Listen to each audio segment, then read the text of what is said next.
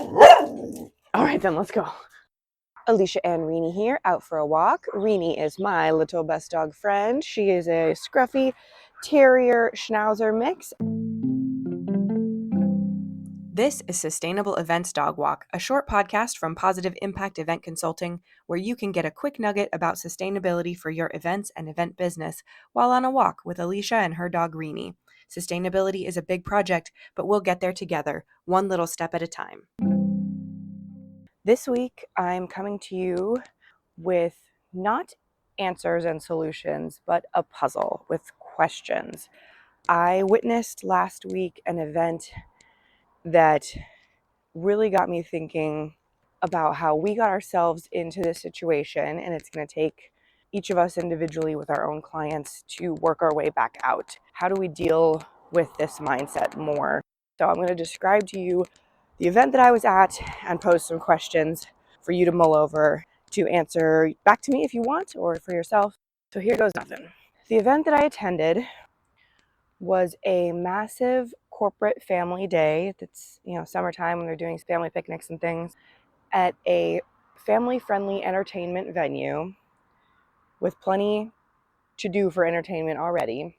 And this venue already has environmentalism, conservation, and science at its core. They have an internal waste management program that is very advanced. They generate very little trash in their facility on their own hours. And yet the expectation that was brought in for this event was clearly that there would be loads to do, even in addition to the entertainment of the venue for the families there. There was an enormous amount of decor brought on site, most of which was single use with dates and agendas for this year only.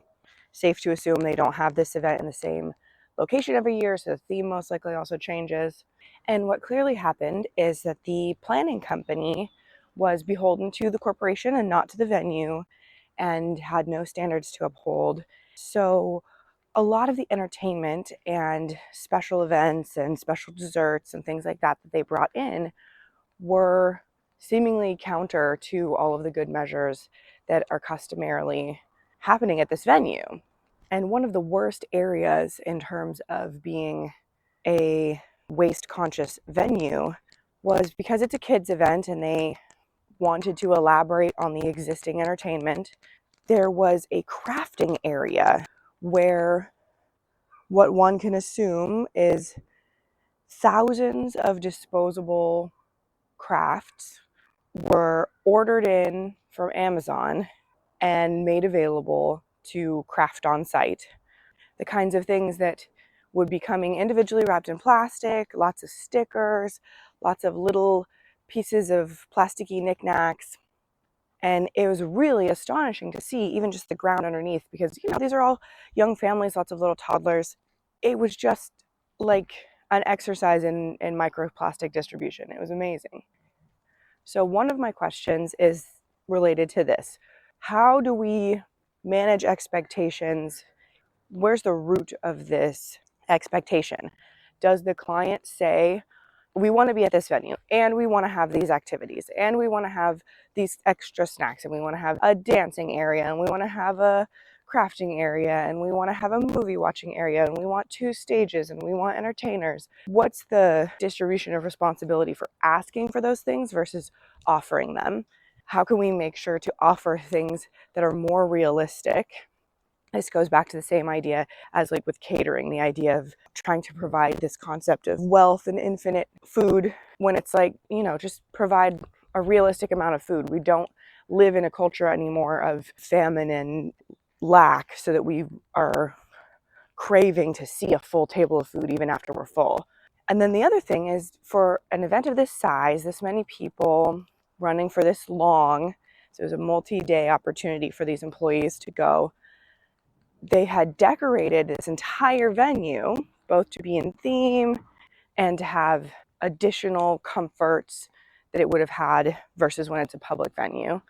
And among the decor items at this event, which I heard through the grapevine were looking for a home afterwards, aka destined for the dumpster, were the same types of decor items I have heard about being dumpstered after events in this venue in the past.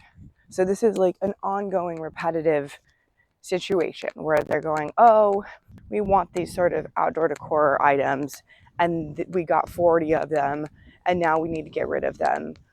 There's no exit plan. It's too many for staff to be distributed. They're just going to end up in the dumpster, which is completely unacceptable. And this is one that's an interesting conundrum because I'm not thinking or foreseeing that this is going to go away. It just needs to be dealt with better and more conscientiously. So how do we make sure this happens? And honestly, the thing that you're going to hate to hear is that my advice is that the venue crack down on this massively and make sure that their dumpsters are not available and that there's a big consequence if you fill them. And one of my examples is something that this is going to persist. It's an outdoor seating area in front of stage. They wanted rugs on the ground and then the rugs and probably like pillows and blankets and things. If there's 40 of them or 20 of them, or it doesn't matter, no one is volunteering to take those. Rental facilities don't want the maintenance of rugs. And I'm not even touching the part of the ecosystem where you can order 40 rugs off of Wayfair as a reasonable element of decor in your event budget. But I think what will happen is that the responsibility is going to be a chain of custody responsibility. And in order to not become responsible, the venue is going to start rejecting items from their dumpster, like 40 rugs. So the question is, how do we manage expectations with the clients and the public of what's reasonable? How do we manage the team to switch to more acceptable and sustainable options for the signage that is necessary and for the comfort areas and those sorts of things? How do we get rid of this idea of excess meaning luxury and waste meaning luxury? Because let me tell you, none of those toddlers are going to remember any of those crafts in 6 days from now. And what they should be remembering is that the company paid for this private access to this amazing venue. How do we manage this concept of the desire for souvenirs and swag? I don't have all these answers. I think you probably have your own inkling with your own clients. I'd love to hear what you think about it, but it's definitely a big and repetitive problem. And it's not going to be solved by, air quotes, the industry. It's going to be solved by the planner who planned this organization's party. It has to be done by the individual companies who are taking action. And if you don't do it on purpose, someone's going to come down and make you eventually. So that's why I'm here. So there's just a personal reflection for you. I would love to hear your feedback. I know that some of this is going to be really hard and we can't reverse time, but we're going to have to reverse expectations on some things. So I'll be back next week with more on event sustainability. Please connect with me in the show notes with my email address or my Google form. And I will be back next time with more sustainability and events tips, tricks, ideas, questions, inspiration, and referrals. Thanks for joining me on Sustainable Events Dog Walk. I'm Alicia Drewby, founder of Positive Impact Event Consulting, and I want to help you integrate sustainability into your event business so you're ready to make every event you work on more sustainable.